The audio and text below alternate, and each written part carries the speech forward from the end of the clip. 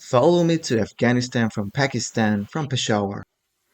I left Peshawar very early in the morning from this rather gross hotel. I wouldn't recommend it to anyone. I quickly jumped into a tuk-tuk and I was already on my way to where the taxis were waiting.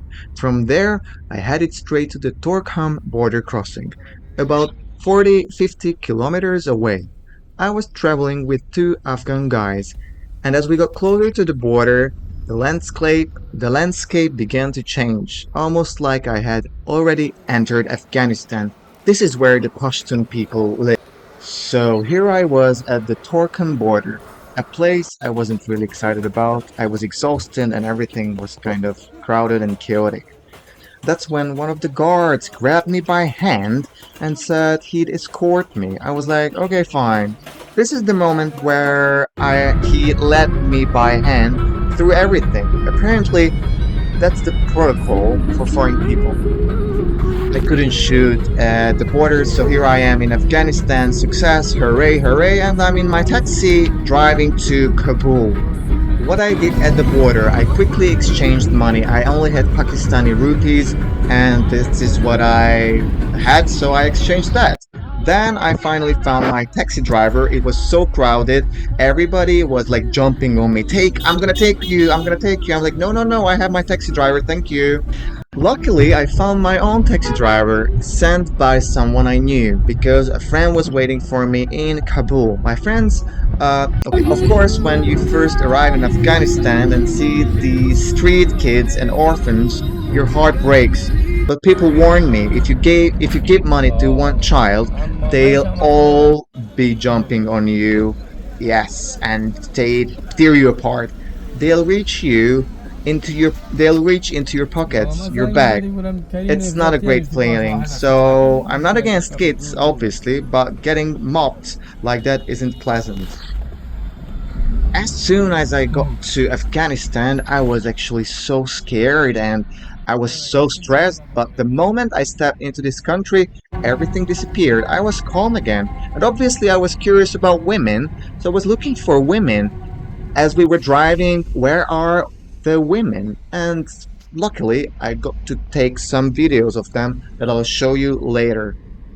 I know it might sound strange, but for me, being on the Afghan side felt like a relief in terms of hygiene. Of course, because I was coming from Pakistan, and of course, if I were coming from Europe, I'd immediately feel that I was in Afghanistan. But after Pakistan, this is another level. Afghanistan seemed tidier and calmer. I know might seem amateurish. I'm still learning how to be a YouTuber, but honestly, yeah, actually, I have these videos in Hungarian, so I kind of decided to re-record them in English for you international people.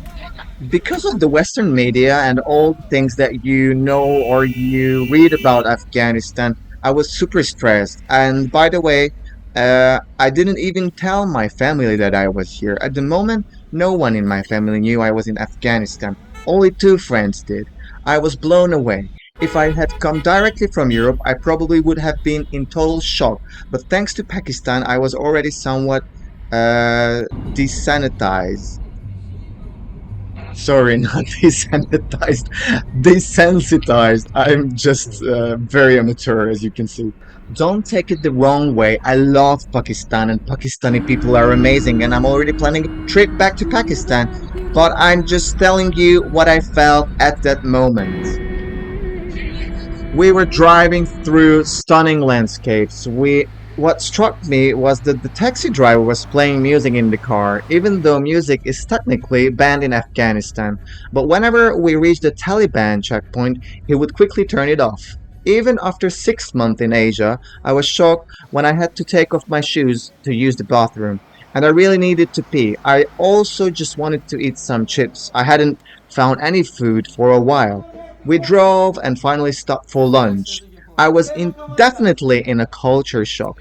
It was so different from Pakistan or anywhere I'd been. In Kazakhstan, you also have to sit on the floor to eat, but it was something else. So we have Pashto people, Tajiks, Persian heritage, and Turkmen. There's so many nationalities in this country that I'm so amazed. With English, you won't go far here. We had to communicate with hand gestures because my driver didn't speak any language. I understood, but it's no problem me for me because I'm still enjoying the moment. Like I don't need Thank you people very speaking much. English to me. We will find a way to communicate anyway. Then they brought food.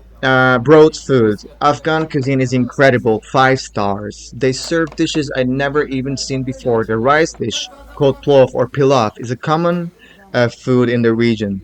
Teşekkür. Thanks for tolerating my initial YouTuber skills. I'm still learning, so sorry about that. We also went through some Taliban checkpoints. At first, I was super stressed, like, oh my god, what now? The driver turned off his blasting music. Usually, they asked for my passport and wanted to know where we were going and what we were doing. Like, that's it, and they let you go. At one point, we were even watching music videos on the dashboard. Women without headscarves.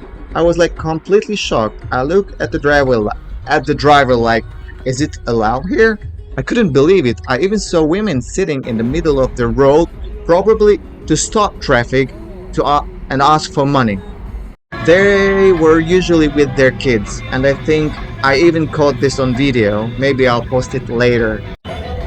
At first, I was super shy to take videos of anything, and I got braver and braver later. Again, I saw women and children sitting in the road, and they were having a picnic in the middle of the road. Anyone explained this to me. Eventually, after the mountainous area, we finally will be reaching Kabul. The Taliban checkpoints became more and more frequent, but they didn't always stop us. Then came the usual Kabul traffic jam and smog. Everyone driving Toyotas. Yeah, I had my Afghani visa done in Pakistan. It was around $80. I paid in rupees and I had it done in Islamabad. Usually it takes a few days till they're uh, handed back to you. But for me, it was just like one afternoon. I was like, wow, okay, that's fast. So I'm starting my videos with the last trip. I'm going backwards. I was actually traveling before this. I had been traveling in Central Asia, and I'm starting from the last country, which is Afghanistan. So before that, I was in Pakistan, and in Pakistan, Peshawar, I got to know someone who had friends in Kabul, and he said, "Okay, they will take care of you, and you can live with them." And I was like, "Okay, let's go."